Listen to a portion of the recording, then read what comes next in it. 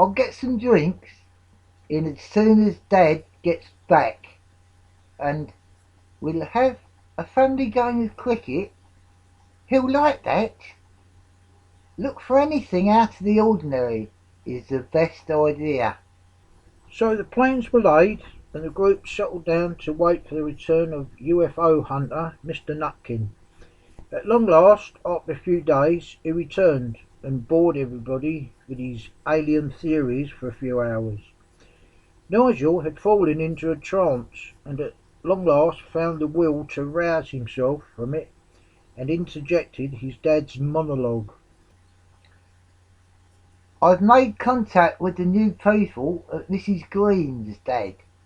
There are 4 of them, Mum and Dad and 2 sons. They're Aussies, and they come over for the test matches." Interesting, Retorted Mr. Nutkin. "I was wondering if we could invite them over for drinks and a bite tomorrow, and maybe a friendly game on the pitch." of course, my boy. Wonderful idea. Retorted Mr. Nutkin. We've got to get to know them, I suppose. I'm surprised that you want to, though, knowing your dislike for Aussies.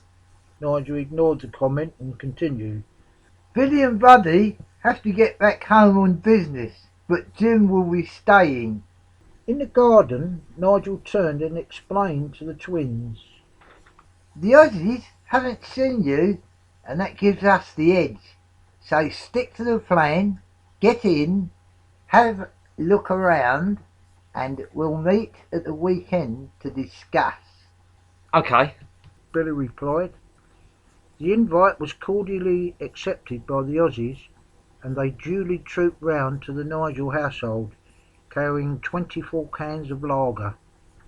At Mrs. Green's, Billy and Buddy approached the front door, after waiting and watching for the Aussies to leave, and making sure they were all there.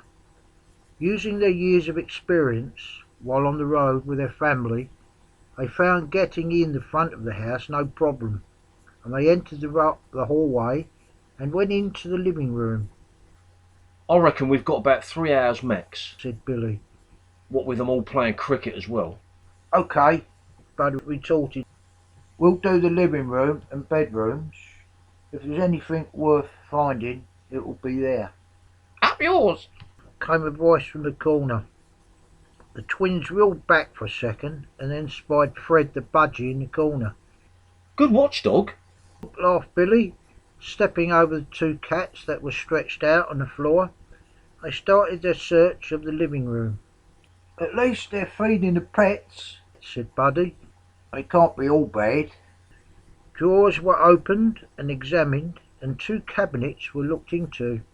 Ornaments and the clock on the mantelpiece all passed inspection, and the twins made for the upstairs. After a thorough inspection of 3 bedrooms, they were down to the last room. Stepping into the room, Billy went to the cabinet they found there and began opening drawers, while Buddy went to the wardrobe. What's this? Said Billy, looking more closely at what he'd found. Billy continued. It's a map and instructions on how to get into the long room at Lord's, and a letter to Pick saying everything is going to plan and we'll meet up soon. Look at this, exclaimed Buddy from the wardrobe. "It looks like a casket with the names of England and Australia on it." I reckon something's about to happen. Some plan is being hatched by this lot. Said Billy.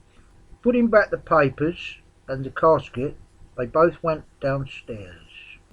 Up yours! Greeted Fred. "All right, we're going," responded Buddy, and they left for the cottage. Meanwhile at Nigel's, all was not going to plan. It started off all right, with pleasant banter from the Nigel family and baldy comments from the Aussies that only Nigel could understand, having encountered the enemy at various cricket matches around the country. All these comments went over Big Jim's head until the word drongo drew his attention. He knew from Nigel that this word, along with pom, was a put down to the English. and he retorted with a challenge of a game of cricket. This was not a good move, as it turned out. Nigella was talked into playing to make up the numbers, and it was agreed that a tennis ball would be used and that bowling would be underarm only. The Aussies won the toss and elected to bat.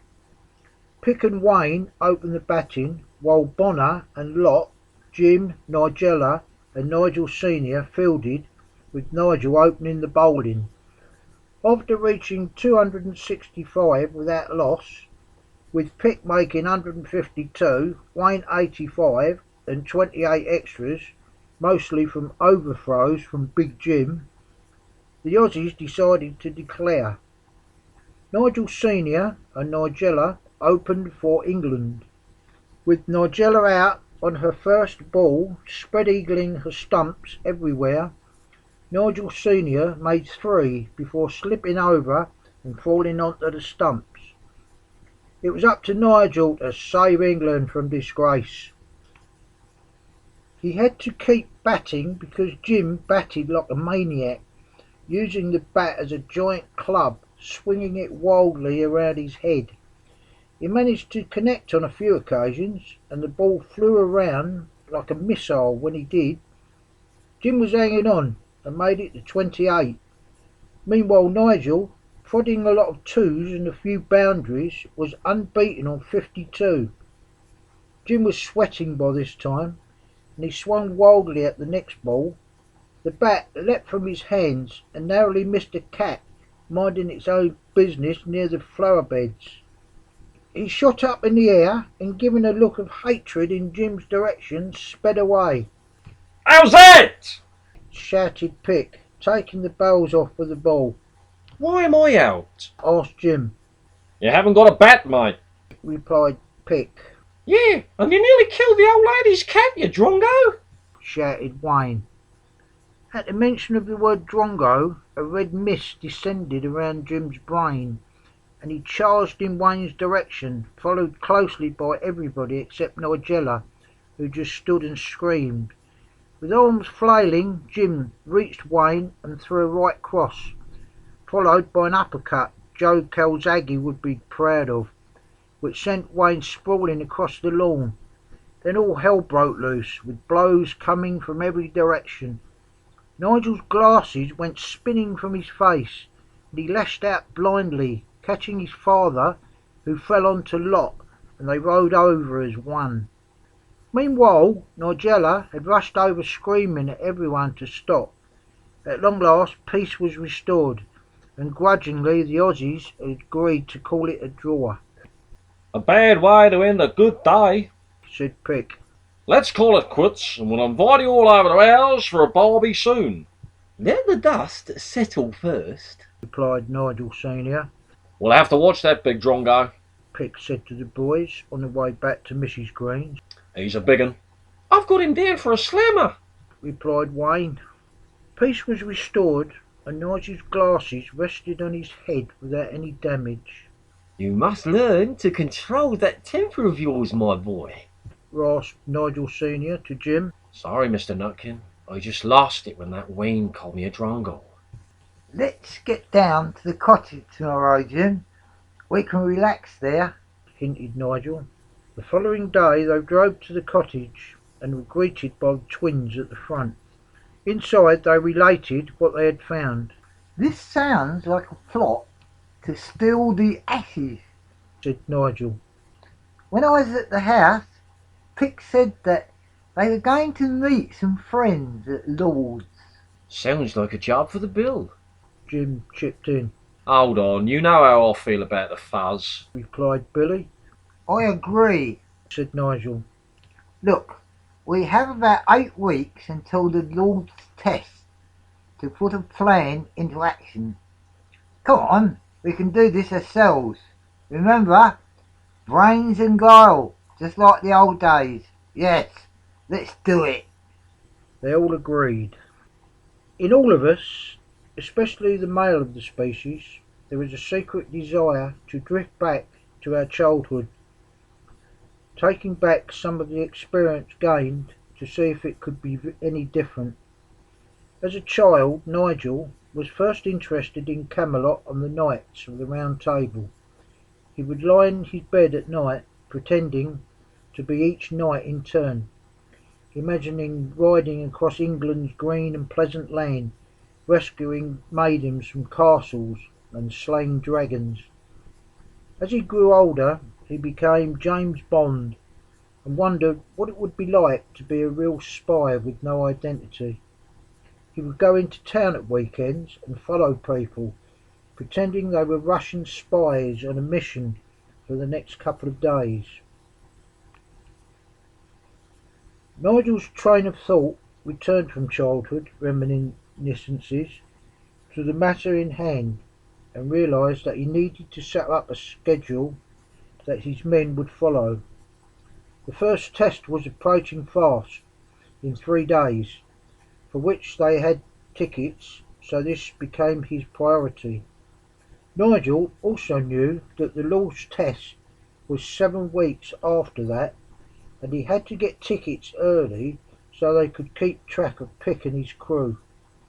Sadly, the other 3 tests would have to be missed, as he needed to get his men in shape for battle. As he was in Norfolk, he would take them into the country and set up a training camp. He would also have to give up his job on the British paper, which saddened him greatly. Bloody Aussies, he thought. Assembling the troop in the garden, he outlined his plan. What? We sleeping in tents? Moaned Jim. yes, Replied Nigel. but we won't go without our creature comforts. We just have to get fit by having lots of exercise. I suppose it will get us into shape, Said Buddy. shame about the cricket though. We've got to make some sacrifices if it means saving the Ashes from the Aussies. Nigel retorted. I know just a place we can go. Said Billy. It's called Geldeston, and it's a village miles from anywhere. I've been there, and to a place next to it called Bungay. Back in the Dark Ages, this mysterious dog appeared in the local church and killed a couple of people. The locals said it was the devil's dog, and lots of strange things have been sighted in the area. Sounds interesting. Agreed Jim. Right, that's settled then. Replied Nigel. Let's relax and take in the first test.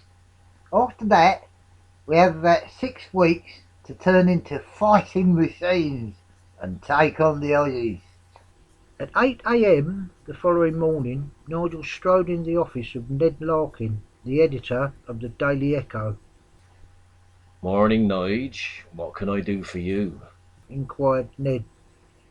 Nigel didn't want to give too much away and replied cautiously, You know I'm covering the first test. Well, I thought I'd have a break and do a bit of fishing over Geldeston way. I'm due a break, and I'm sure Jimmy would jump at the chance to cover the remaining test for me. He's a bright lad and due a chance.